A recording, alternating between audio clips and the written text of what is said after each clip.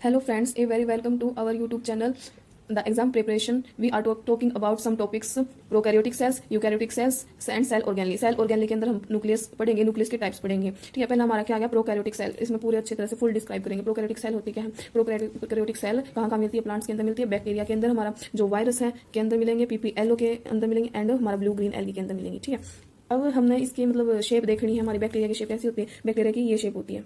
ये क्या हमारी बैक्टीरिया की शेप है, जिनको हम टिपिकल बैक्टीरिया करते हैं। इनका साइज कितना होता है 1 से 2 माइक्रोमीटर, 1 to 2 15 माइक्रोमीटर। उसके बाद हमारा आ गया पीपीएलओ। पीपीएलओ यानी कल भी फुल फॉर्म बताई थी मैंने, प्लूरो निमोनियो लाइक ऑर्गेनिजम्स। इनका कितना साइज होता है 0 से 1 माइक्रोमीटर। थर्ड आ गया हमारे वायरस, ये वायरस की शेप है। ठीक है, और इसका कितना साइज होता है 0.02 से 0.2 माइक्रोमीटर।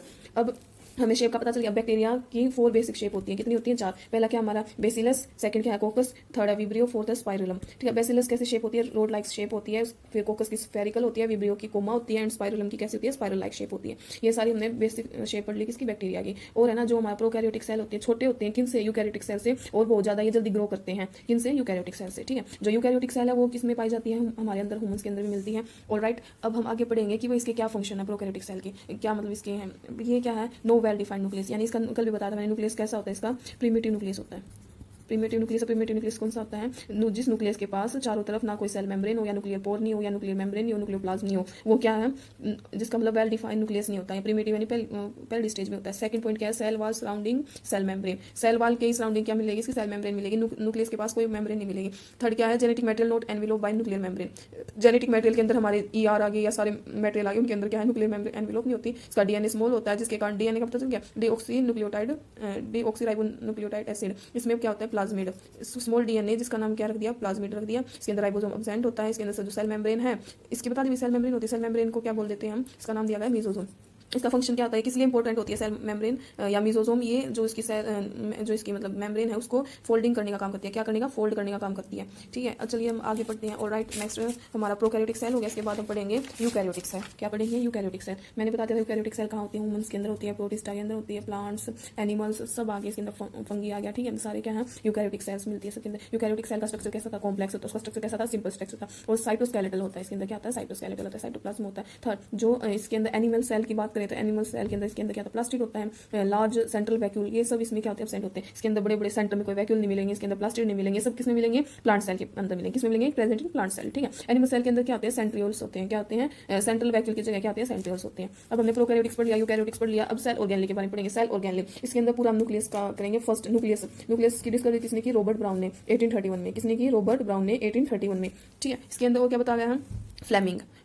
रॉबर्ट ब्राउन ने डिस्कवरी कर दी। रॉबर्ट ब्राउन ने क्या कैसे डिस्कवरी की, उसने सबसे पहले उन्होंने पूरी फर्स्ट ऑल डिटेल दिया स्टडी न्यूक्लियस के बारे में। कहाँ पर, ऑर्चिड रूट से। ऑर्चिड रूट कौन सी होती है, ए रूट्स बोलते हैं, जिसका कॉमनली कंट्रोल और डायरेक्टर ऑफ सेल सारा किसको डायरेक्ट करती है, कंट्रोल कहाँ पर होता है, ऑर्चिड रूट का सेल्स पे ही कंट्रोल होता है। ठीक है, और इसके अंदर it was first experimentally prove हुआ था किसके द्वारा, हेमरलिंग वर्क ऑन एसिटाबुलेरिया। एसिटाबुलेरिया पर क्या इसमें हेमरलिंग वर्क किया था। हेमरलिंग वर्क कौन सा होता है, जैसे हमारा एक तो यहाँ पे प्लांट आ गया, एक तो ले लिया हमने उसका सिलेंटेरिटा का, किसका ले लिया हमने, सिलेंटेरिटा का। एक दूसरी अलग स्पीसीज का ले लिया, मिलेनरिका का ले लिया, किसने, मिलेनरिका का ले लिया। ठीक है, ये तो इसकी क्या है, दोनों ये बीच में इसकी वो है स्टाल्क है, यहाँ पे भी इसकी स्टाल्क आएगी, नीचे ये क्या आएगा, बेस आएगा, यानी ये पूरा वो बढ़िया। और ये भी इसके जो है ये आएंगे, कैप है इसकी, ये क्या आएगी, इसकी स्टाल्क आ गई, और नीचे ये क्या आ गई, ये क्या है इसकी स्टाल्क, इसकी क्या है स्टाल्क, इसकी कैप है। लेकिन स्पीसीज क्या है, दोनों अलग अलग है। और ये जो थर्ड वन है इसका, ये इनके दोनों के बेस है। ठीक है, इसके अंदर क्या दिखाया गया कि भाई हमने सिलेंट्रिका का तो क्या ले लिया, बेस ले लिया ना, ये ले लिया, स्टॉल्क ले लिया। और इसके अंदर जो मिलेनरिका है उसका क्या ले लिया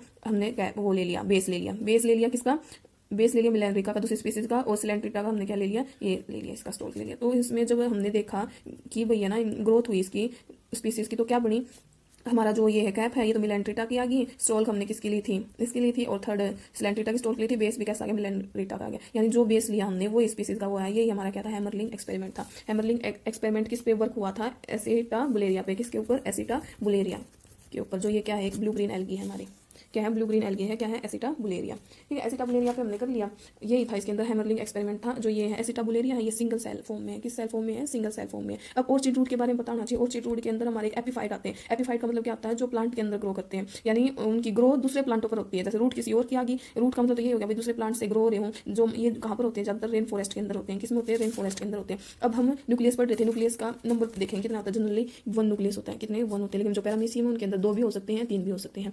मसल्स कैसी होती है, स्ट्रेटेड मसल्स होती है, जिसको हम क्या बोल देते हैं, राइजोपस मकर।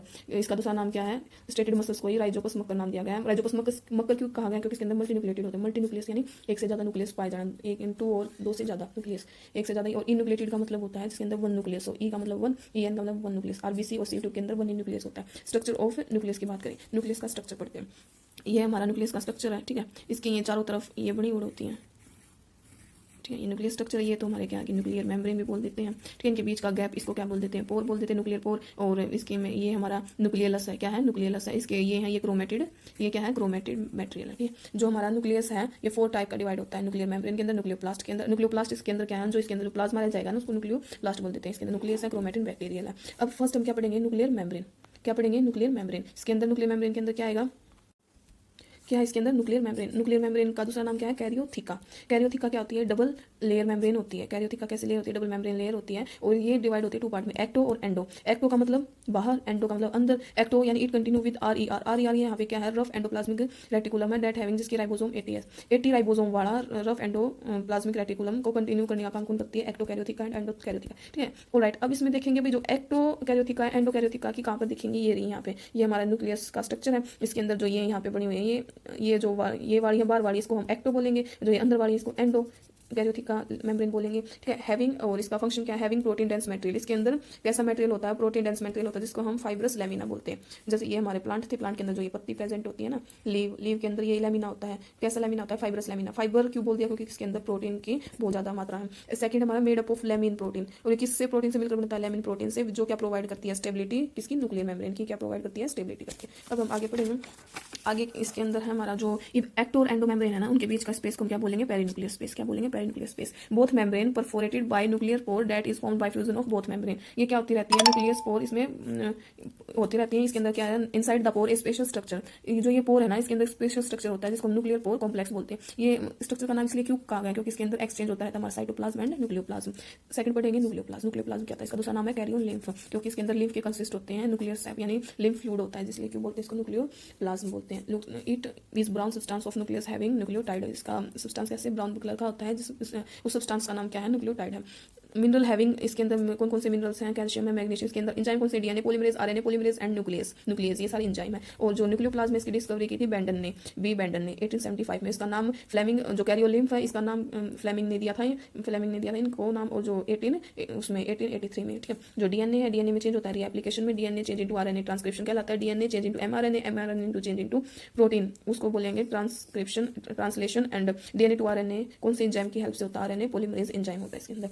थर्ड हमने क्या पढ़ लिया, न्यूक्लियर मेम्ब्रेन पढ़ लिया, न्यूक्लियोप्लाज्म पढ़ लिया। न्यूक्लियस के बारे में पढ़े। न्यूक्लियस एक वो था, ये क्या है, नॉन मेम्ब्रेनस स्ट्रक्चर होता है, इसके पास कोई मेम्ब्रेन नहीं होती। सेकंड, इसको हम क्या बोलते हैं, ribosome factory of cell. Nucleus को क्या बोलते हैं, ribosome factory of cell. Nucleus convert into ribosome, ribosome convert into protein, तो इसलिए ही इसको क्या बोला जाता है, protein factory of cell. Protein factory of cell किसको बोला जाता है, न्यूक्लियस को बोला जाता है, क्योंकि न्यूक्लियस के अंदर क्या, राइबोसोम किससे मिलकर बनता है, प्रोटीन से बनता है। इसलिए large and more nucleus found in this cell, इसके अंदर बड़े बड़े न्यूक्लियस और एक से ज्यादा न्यूक्लियस पाए जाते हैं, इसलिए क्योंकि ये क्या काम करता है, प्रोटीन सिंथेसिस का काम करता है। ठीक है, अब आगे बढ़ते हैं। नेक्स्ट, न्यूक्लियस है is formed by specific part of, इसका एक स्पेसिफिक पार्ट होता है न्यूक्लियस का, जिसको हम क्या बोलते हैं, न्यूक्लियर ऑर्गेनाइजर रीजन। ठीक है, इसके अंदर न्यूक्लियस का एक स्पेसिफिक पार्ट होगा न्यूक्लियर ऑर्गेनाइजर रीजन। इसके अंदर राइबोसोम है, राइबोसोम एक 30S वाला होता है, 50 वाला होता है, 30 वाले में 16 हमारा RNA होता है, और इसके अंदर 50 के अंदर हमारा 5S 23S RNA होता है। नोट करने वाली बात ये है भाई, जो 5 वाला है नोट सिंथेसाइज होता है, क्योंकि इसमें क्रोमोसोम नंबर 1 होता है। क्रोमोसोम नंबर 1 का मतलब है मैक्सिमम नंबर ऑफ जीन्स आ जाना।